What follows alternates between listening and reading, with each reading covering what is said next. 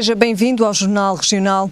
Depois de 11 horas, o Governo aprovou, em Conselho de Ministros, cortes de despesa nos serviços do Estado, que, em conjunto, com poupanças adicionais de 50 milhões nas PPP, ascendem a 800 milhões de euros.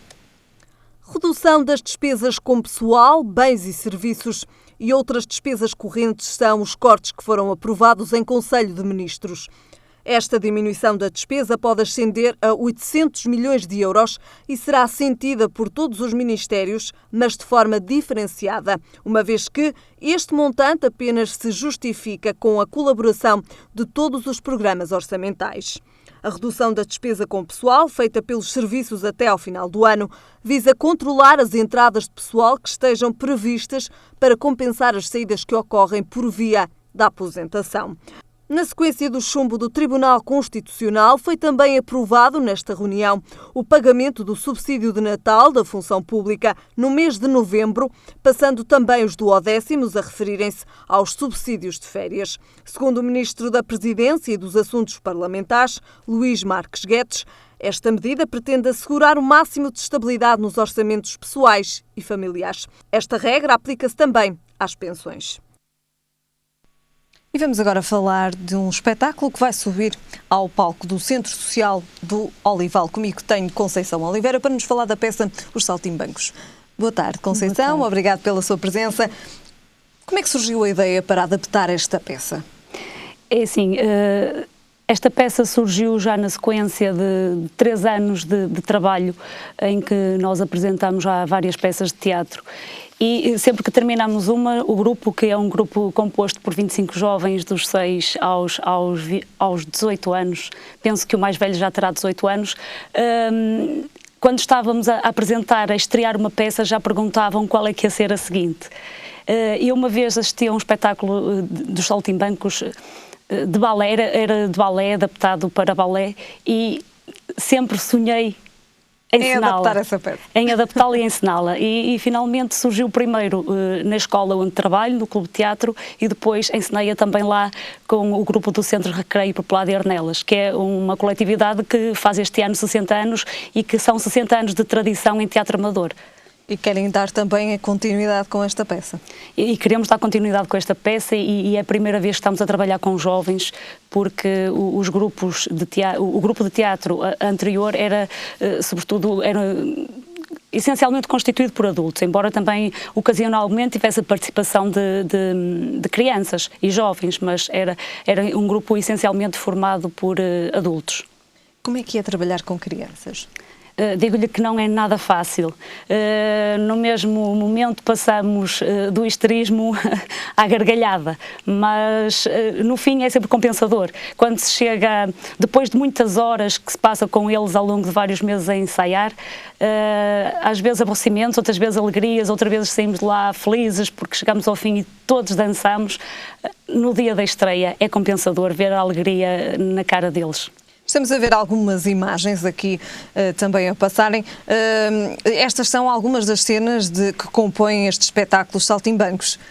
Sim, nós temos ali representados uma cena em que os cães estão a contar ao jumento, precisamente por que razão fugiram da tirania do dono. Sim, porque esta peça aborda um pouco esse tema, no fundo, o triunfo da liberdade sobre a tirania. São animais que fogem das herdades onde trabalhavam, mesmo as gatas que tinham comodidade, eram umas gatas de apartamento, tinham todas as comodidades, mas o que elas queriam mesmo era a liberdade e a independência. E também fugiram. Outra mensagem importante nisto é a ideia que a união faz a força, que na peça dizem mesmo que um bicho só é só um bicho, mas todos os bichos juntos somos fortes. Mas este espetáculo é um musical? É um espetáculo musical, alia teatro, música e dança. Não é assim na peça original, mas decidiu adaptá-lo? Não, na peça original é mesmo um musical com músicas escritas por Chico Buarque. É mesmo um musical. De todas as encenações que eu já tive a oportunidade de ver, normalmente não tem um grupo tão grande. Aliás, as personagens são individuais. Nós aqui temos uma espécie de personagens coletivas e resultou da necessidade de ter que multiplicar papéis, porque são 25 jovens, todos eles querem ter o seu papel E então eu fui multiplicando. Uma galinha transformei em 3, um cão transformei em 3, as gatas também era só uma, tripliquei-as. O único que se manteve foi o jumento, que é a personagem principal da peça, e não fazia qualquer sentido duplicar nem triplicar. O balanço final? O balanço final é muito positivo. Continuamos ali a ver as crianças, agora sim estamos a ver o elenco completo. Exatamente, temos ali o elenco completo, isto é uma imagem do ensaio geral. Está ali o elenco completo, portanto eles ao todo são 20 e tal, ali não estão todos porque, cumulativamente com esta peça, estreámos ao mesmo tempo uma ou outra, precisamente para podermos ter papéis para todos poderem representar, não serem apenas figurantes. Ali tínhamos... Nesta peça tenho um grupo grande de figurantes que na outra eram personagens principais. Ou seja, foram também eles, digamos assim, passando de uma peça para a outra. Esta associação é também uma associação sem fins lucrativos, já me tinha dito há pouco, e portanto quem for ver esta peça não vai pagar. Não, a entrada é livre, não paga qualquer valor. É amanhã às 9h30 no Centro Social de Olival. É de amanhã até quando? É uma apresentação única. É uma apresentação única e estamos abertos a qualquer convite de outras coletividades que nos queiram lá ter a apresentar a peça. O que posso dizer é que é uma peça que vale a pena assistir, vale a pena ver estes jovens atores que estão a começar o seu trabalho e já com bastante qualidade. Logicamente estamos a falar de crianças, estamos a falar de teatro amador, estamos a falar de miúdos que ao mesmo tempo fazem teatro, estudam, fazem canoagem, porque a coletividade tem estas duas vertentes, tem o teatro e a canoagem, todos eles são atletas de canoagem, têm treinos diários e bidiários e pronto, e fazem o seu melhor. E conciliam também aqui com o teatro. Fica então aqui, Conceição, obrigada então pela sua presença, fica aqui então o convite amanhã às 9h30 no Centro Social do Olival, a peça Os Saltimbancos. 9h30 da noite. 9h30 da noite. E 30. Muito bem, ficamos então agora com a síntese das notícias regionais. O Tribunal Cível do Porto impediu Luís Filipe Menezes, que presida a Câmara de Gaia, de se candidatar ao município do Porto nas eleições autárquicas deste ano. Decisão tomada por já ter cumprido mais de 3 mandatos autárquicos consecutivos como presidente da Câmara de Gaia. Esta quarta-feira requeriu a clarificação da lei sobre a limitação de mandatos de uma forma cabal e rápida. Luís Filipe Menezes afirmou que vai recorrer de imediato aos tribunais superiores, garantindo que respeitará a decisão do Tribunal Constitucional, seja ela qual for. Foi indicada esta quarta-feira pelos candidatos da Coligação Democrática Unitária às câmaras do Porto e de Matosinhos a proposta de alteração ao perfil da estrada da circunvalação. Da proposta consta uma alteração na circulação na rotunda da AEP e a criação de uma ciclovia desde a rotunda da Ariosa até à da cidade de São Salvador. Esta medida vai ser tomada para melhorar a mobilidade e os acessos à rotunda São Salvador, a Matosinhos e ao Parque da cidade. José Pedro Rodrigues afirmou que a CDU tem 8 propostas distintas para intervir na estrada e lamenta o desperdício de dinheiros públicos gastos em intervenções pontuais. Manuel Pizarro, candidato do PS à Câmara do Porto, alertou ontem que na Assembleia Geral de hoje da Porto Vivo o Governo irá consumar a ruptura com a autarquia. Segundo o deputado, esta atitude do Governo irá pôr em risco a sobrevivência da Sociedade de Reabilitação Urbana do Porto. Depois de inúmeros adiamentos pelo Estado no que diz respeito à execução dos compromissos assumidos, o Governo prepara-se para não saldar a dívida. Em reação, Manuel Pizarro quer que o Governo notabilize os seus acordos e responsabilidades. Os alunos da Escola Superior de Educação do Porto sentem-se indignados com a rejeição do Governo em dar 2.000 bolsas de estudo aos estudantes neste ano letivo. As ajudas sociais do ensino superior foram recusadas e o Governo alega que, com 421 € por pessoa, os estudantes já não se podem candidatar à bolsa. Em forma de protesto, os alunos encheram o jardim da ES com cartazes e lançaram 2.000 balões negros. Revoltados, os universitários prometem luta por mais financiamentos. Até ao próximo sábado, o Colégio de Gaia está de portas abertas. É a 17ª edição da Expo Cool Gaia, que mostra o que de melhor se faz dentro das salas de aula. Olá, sejam bem-vindos à 17ª edição da Expo Cool Gaia. Aqui podem visitar os 10 cursos existentes no colégio. Esperemos que gostem e que fiquem com curiosidade em frequentar o nosso curso e a nossa escola também.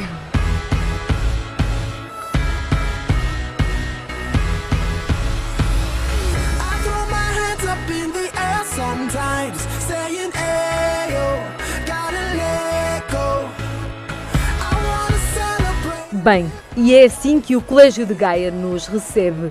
A azáfama é muita e em cada stand, alunos e professores aprumam pormenores para mostrar aos seus pares e aos visitantes os seus melhores trabalhos. Uma mostra que é o culminar do ano letivo. É um evento pedagógico que consta dos nossos planos de atividade desde o início do ano e que visa, entre outras coisas, dar visibilidade, nesta altura do ano, aos nossos projetos educativo e curricular, do pré-escolar, do Básico 1, Básico 2, 3, e sublinhar algumas características que nos identificam. Um vulcão em erupção, chamas verdes, um robô curioso, alguns dos trabalhos que saíram das salas de aula, dos laboratórios, diretamente para a Expo Cool Gaia. O aluno sabe que está a fazer um trabalho que não é para o cesto dos papéis nem para ficar só no segredo do seu quarto. Venha à luz do dia. Há uma responsabilidade maior também para os alunos. E para os professores, porque o próprio professor, os alunos estão aqui, mas têm professores por trás deles ou ao lado deles. E um bom aluno é a obra de arte de um professor. Aqui estão representados todos os níveis de ensino do colégio, do pré-escolar ao 12º ano. No secundário, a aposta é desde a década de 80 até aos dias de hoje nos cursos de formação tecnológica. Fazem ainda muita falta ao país e, sobretudo, a qualquer jovem. A formação tecnológica faz parte do conceito de educação integral. Não faz sentido um aluno chegar aos 18 anos sem saber fazer nada, é uma tragédia. E ser empurrado para as universidades, nem que seja para a 6ª opção das suas preferências. Uma sólida formação ética, científica e tecnológica fazem parte do conceito de educação integral da pessoa inteira. Não há que duvidar. E é absolutamente emocionante, eu ia dizer quase até às lágrimas, ver um menino, um rapaz, uma rapariga de 15, 16, 17 anos com mãos. Nós temos mãos e os alunos do Colégio de Gaia educam também as mãos, têm mãos hábeis e ágeis. O pavilhão desportivo, que se transformou em salão de exposições, está aberto até sábado, dia 20 de abril. Cerca de 30 restaurantes da Associação de Restaurantes de Matosinhos aderiram ao movimento pela diabetes e, a partir de agora, vão ter pratos saudáveis aprovados pela Associação Protetora dos Diabéticos de Portugal. Para identificar os estabelecimentos aderentes, cada um deles tem um dístico na porta onde se pode ler "Restaurante em Movimento pela Diabetes". À mesa de Matosinhos, a partir de agora, serve-se também comida para diabéticos. A emenda pode ser simples, uma sopa de berinjela, um peixe grelhado com pouco sal, entre outros alimentos confeccionados a pensar em quem tem que ter cuidados especiais com a saúde ou para os que querem prevenir uma doença que afeta grande parte da população portuguesa. Em Matosinhos aderiram 30 restaurantes e ao todo serão mais de 80 de norte a sul do país. Dotar os nossos restaurantes com a componente na emenda que permite aos doentes portadores da doença da diabetes e aos que não têm, mas que efetivamente queiram fazer uma prevenção, porque a medicina preventiva é efetivamente muito importante e muito mais barata que a curativa. Numa visão mais moderna do que é a restauração, nós possamos efetivamente contribuir decididamente para esta questão tão importante. A maior parte das pessoas não sabe que tem diabetes e as ideias pré-concebidas e os mitos associados acabam por criar um sério obstáculo ao tratamento e à prevenção. E esta é também uma iniciativa que tem por objetivo prevenir a diabetes. Nós defendemos que a alimentação deve ser equilibrada e que os portugueses, todos eles, devem ter mais informações sobre os problemas da alimentação, nomeadamente no que respeita às calorias, à quantidade, ao aspecto quantitativo, mas também à composição. A diabetes é uma doença que surge por falta relativa ou absoluta de insulina. E nós devemos, diria, gerir a utilização da insulina. Sensibilizar para ajudar a prevenir é certamente a melhor forma de combater a doença, que tem a amputação como uma das consequências mais graves, sendo que o sistema cardiovascular é o sistema que mais sofre com a diabetes. E porque as autarquias têm também um papel social, a autarquia de Matosinhos associou-se a uma iniciativa fundamental para as populações. As autarquias têm aqui um papel fundamental, que é não só corresponderem com um conhecimento grande daquilo que é o seu território, como encontrarem formas de fazerem prevenção, que é aquilo para que as autarquias mais estão vocacionadas. E neste caso nós fazemos prevenção, quer com rastreios, quer com programas de desporto informal, quer com aulas de nutricionismo em todas as escolas, quer com o envolvimento da comunidade, como é o caso aqui dos restaurantes, para podermos controlar as doenças que são altamente penalizantes, não só para as pessoas, mas também para o Estado. Quando nós falamos de redução de recursos, quando nós falamos de conter os custos, nomeadamente do Serviço Nacional de Saúde, isso passa essencialmente pela prevenção, e a prevenção é aquilo que as autarquias podem e devem induzir cada vez mais no tecido social. Mas aliado a uma boa alimentação, é necessário também não esquecer o exercício físico, fundamental para a prevenção da diabetes. E uma das formas de evitar, para além da promoção do exercício físico, é a alimentação inteligente. Nós não defendemos exclusivamente aquela noção do chocolate para diabéticos, não é isso. São menus com menos riscos. E já sabe, se encontrar este dístico, restaurante em movimento pela diabetes, tem ao dispor uma emenda saudável previamente aprovada pela Associação Protetora dos Diabéticos de Portugal, as quais incluem ainda dicas de alimentação saudável. Emendas feitas a pensar em todos. E ficamos agora com o nosso comentário aqui no Jornal Regional. Comigo tenho António Pinto. António, boa tarde, obrigado pela sua presença. Muito boa tarde também para si.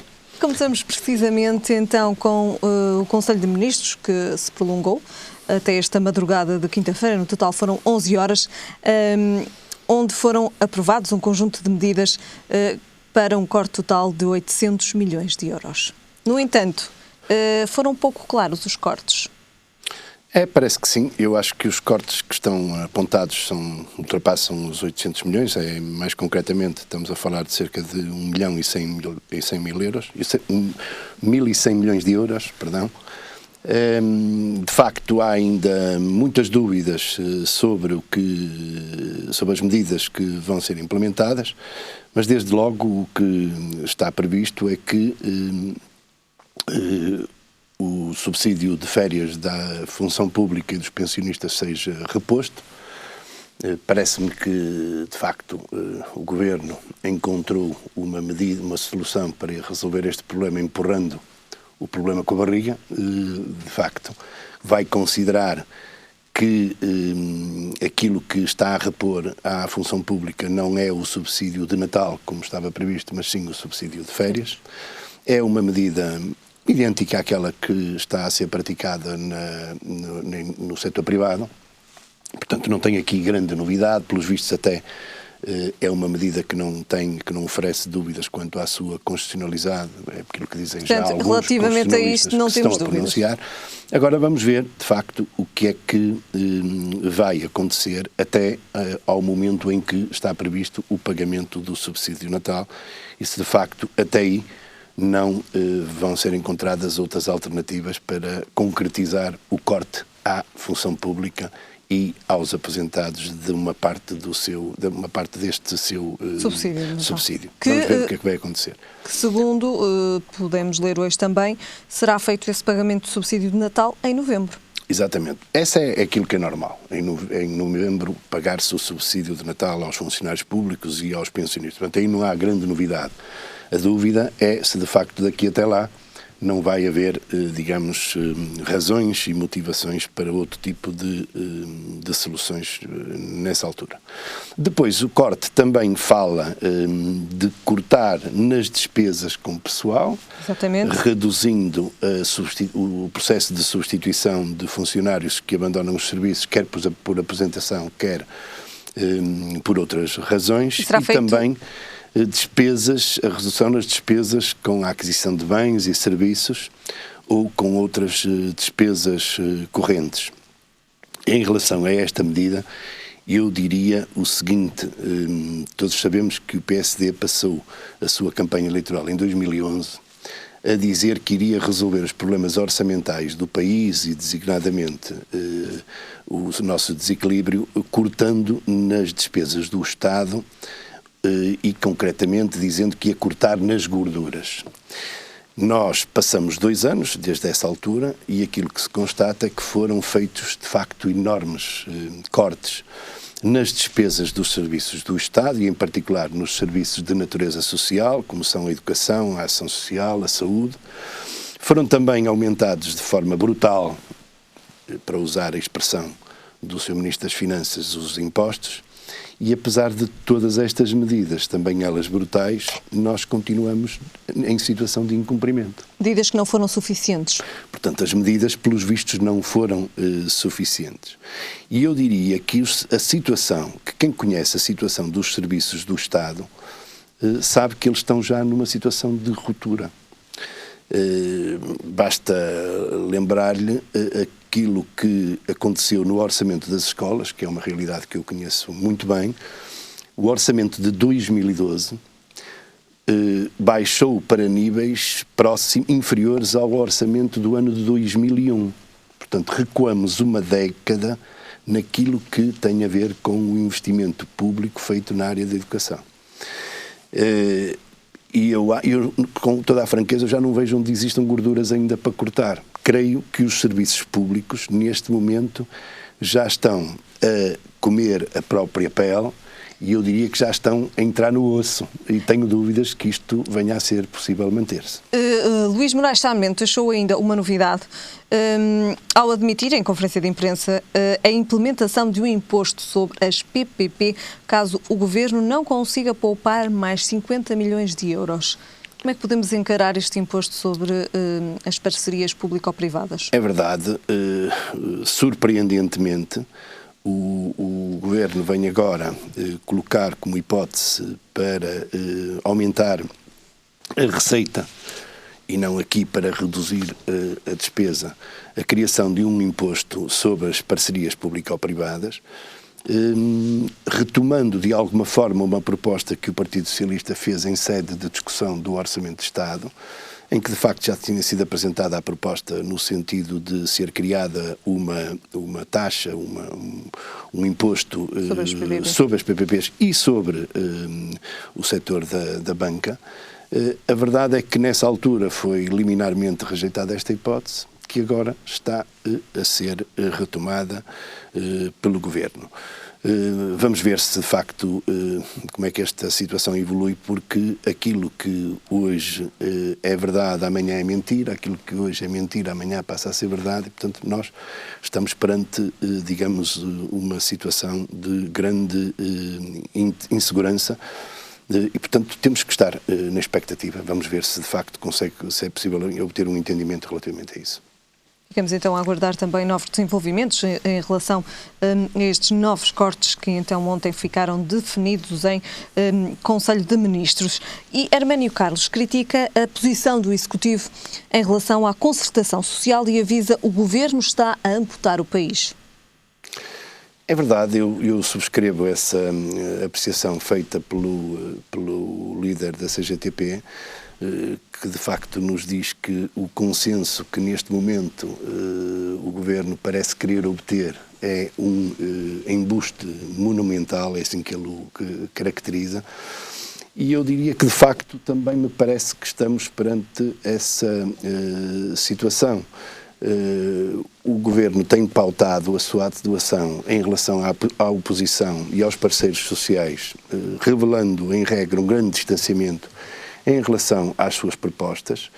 Veja-se o que ainda há dias se passou com a carta que foi dirigida pelo Primeiro-Ministro à Troika, em que era referido que o Governo estava a ouvir a oposição e os parceiros sociais relativamente às medidas que iria implementar como alternativa àquelas que tinham sido vetadas pelo Tribunal de Contas, e logo a seguir vieram todos os parceiros desmentir que o Primeiro-Ministro, dizendo que de facto não tinham sido consultados sobre coisíssima nenhuma, que não conheciam nenhuma das medidas.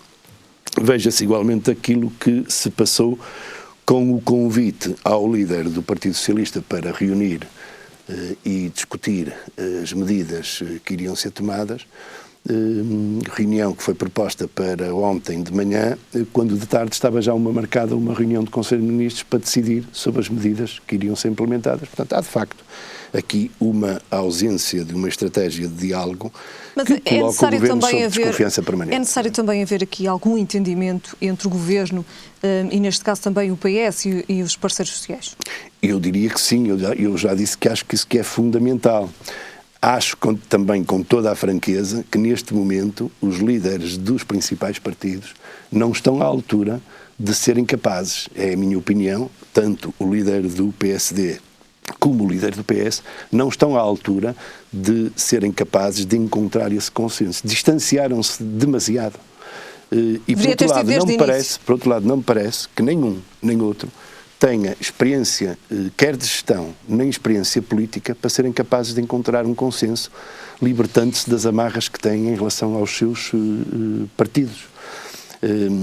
Lembro-me bem do tempo em que o Mário Soares foi capaz de se entender com outros líderes da oposição para resolver situações tão difíceis quanto esta que estamos hoje a passar. Só que Mário Soares era Mário Soares, era um líder político com uma estatura Acha pessoal, que António José Seguro ainda não tem, digamos assim, nem essa de estatura? perto, nem de longe, nem de perto, nem de longe, não tem nenhuma estrutura humana e política que lhe permita resolver essa situação. E esse é o nosso grande drama.